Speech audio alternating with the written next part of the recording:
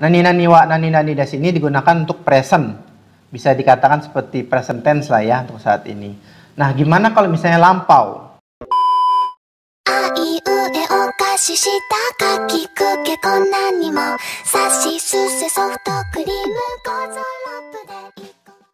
Assalamualaikum warahmatullahi wabarakatuh. Minasan, ohayo gozaimasu. Ohayo gozaimasu. Selamat datang di channel Belajar Jepang. Tempatnya kamu bisa belajar banyak hal menarik mengenai Jepang, mulai dari bahasa hingga serba-serbi kehidupan di Jepang. Bersama saya Reza, saya Hasnul. Terima kasih pada teman-teman yang sudah menonton channel ini. Semoga ini menjadi motivasi kami untuk terus sharing ilmu dan juga membuka informasi yang menarik mulai dari Nihongo hingga informasi mengenai Jepang lainnya. Minasan, genki desu ka? Reza-san, genki desu ka? Okage sama deh, genki desu. Genki desu ne. Alhamdulillah teman-teman juga insya Allah sehat. Sehat semua ya. Bagaimana pelafalannya teman-teman? Udah dicoba dong. Kalau yang belum coba, mulai dari sekarang kita coba ya. Di rumah kalau ada teman, ada saudara, kita coba lafalkan supaya pelajaran kita bermanfaat. Di episode kita kali ini, materinya masih berkaitan dengan episode kita yang pertama. Masih ingat dong ya? Yang nani nani wa nani nani des. Nani nani des. Nani nani wa nani nani des ini digunakan untuk present. Bisa dikatakan seperti present tense lah ya untuk saat ini. Nah, gimana kalau misalnya lampau? Lampau artinya sudah kejadian. Dulunya. Nah, gimana sih caranya? Nah, sebelum kita masuk ke materi, siapin kertas dan alat tulisnya. Nihongo no kurasu hajimarimashou.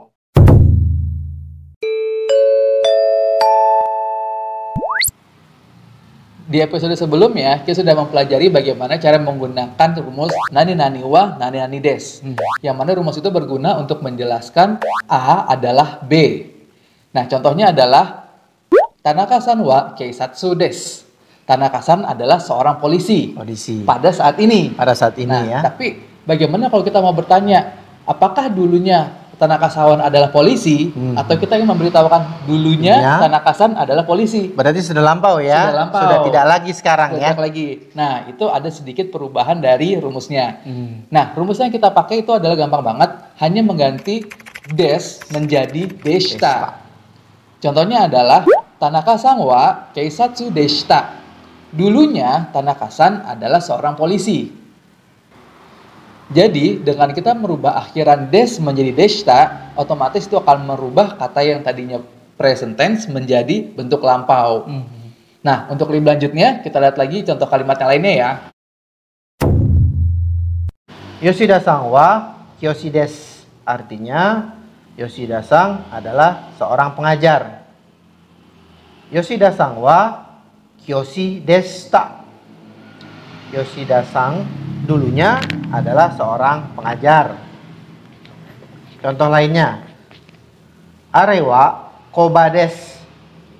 Itu adalah pabrik. Are wa koba deshita. Artinya itu dulunya adalah pabrik.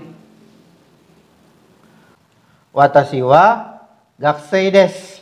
Saya adalah seorang murid. Watashi wa gakusei deshita. Saya dulunya adalah seorang murid. Gimana, mudah kan? Cukup mengganti kata des menjadi deshita saja dan selesai masalah. Kalimat present tense-nya pun akan berubah menjadi past tense dengan sendirinya. Nah, terus kalau untuk kalimat negatifnya gimana ya? Untuk negatifnya tinggal kita tambahkan deshita di akhir sehingga rumusnya menjadi nani nani wa nani nani dewa arimasen deshita. Yuk kita lihat langsung contoh kalimatnya. Untuk contoh kalimatnya, yang pertama, kare wa kyogisha dewa arimasen. Laki-laki itu bukan seorang atlet. Kare wa kyogisha dewa arimasen deshita. Laki-laki itu dulunya bukan seorang atlet. Yang berarti sekarang dia adalah seorang atlet. Arin-san wa hisa dewa arimasen. Arin-san bukan seorang pengarang. Arin-san wa hisa dewa arimasen deshita. Arin-san dulunya bukan seorang pengarang. Yang berarti saat ini Arin adalah seorang pengarang.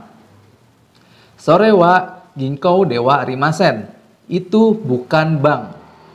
Sore wa ginkou dewa arimasen deshita. Itu dulunya bukan bank. Yang berarti sekarang sudah menjadi bank. Mudah-mudahan teman-teman nggak bingung ya. Jadi intinya dengan menggunakan kata deshita, maka menandakan bahwa kalimat tersebut adalah kalimat lampau.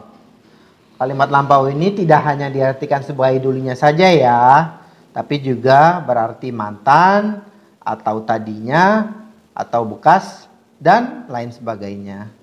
Intinya menandakan bahwa keadaan dulunya sudah berbeda dengan saat ini.